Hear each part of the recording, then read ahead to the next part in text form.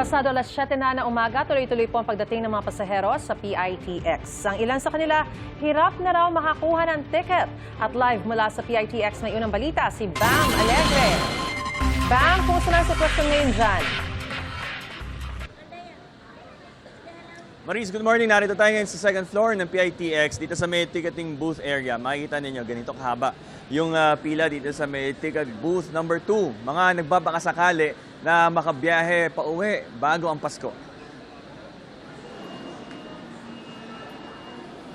Fully booked na ngayong araw yung biyaheng Occidental Mindoro at inasahan naman ng pasaherong si Maricar Elemento na marami ang makakasabay sa biyahe. Pero hindi raw ganito na ang haba ng pila sa bilihan ng ticket. Ang naiisip daw niyang diskarte kung walang direct trip sa lugar nila, ang mahalaga makarating siya kahit papano sa Batangas Port at baka maraming options daw doon. Si Karen Sarco naman, isa pang pasahero, ay biyaheng Batangas naman. Pero kahit itong shorter trip na ito ay may pila. Alas 8 kasi ng umaga pa raw yung ruta na sasakyan niya. Unang-una siya sa pila dito mula pa 4 a.m. at tsatsagain na lang niya maghintay hanggang 8 a.m. para lang makauwi sa kanila.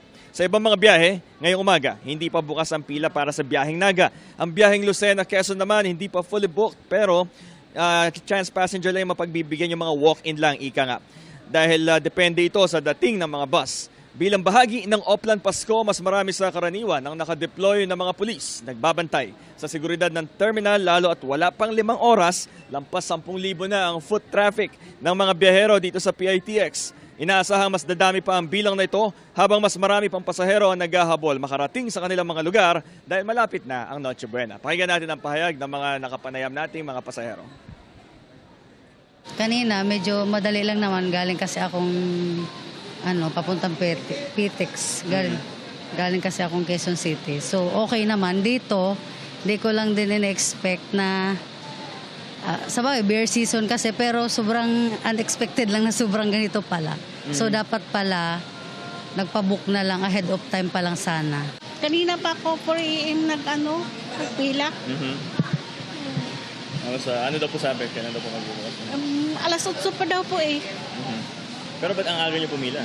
Ay akala ko, kasi dati kasi 5 a.m. Akala ko 5 a.m. ang alis, maaga ako.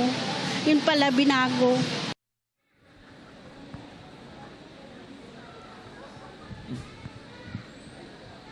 So Maris, ito yung live situation sa pila. Ito sila ngayon, mga nagtsatsaga talaga kasi wala naman silang choice kundi maghintay dyan at makahanap sila ng ticket. Itong ticket yung booth number 2, ito yung mga biyaheng Quezon, Batangas, Naga at yun nga, meron ding Mindoro yung medyo in demand sa mga oras na ito. So ito ang live na situation dito as of 7 a.m. dito sa PITX, Bam Alegre para sa GMA Integrated News. Balik sa'yo, Maris.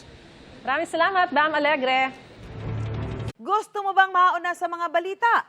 Mag-subscribe na sa GMA Integrated News sa YouTube at tumutok sa unang balita.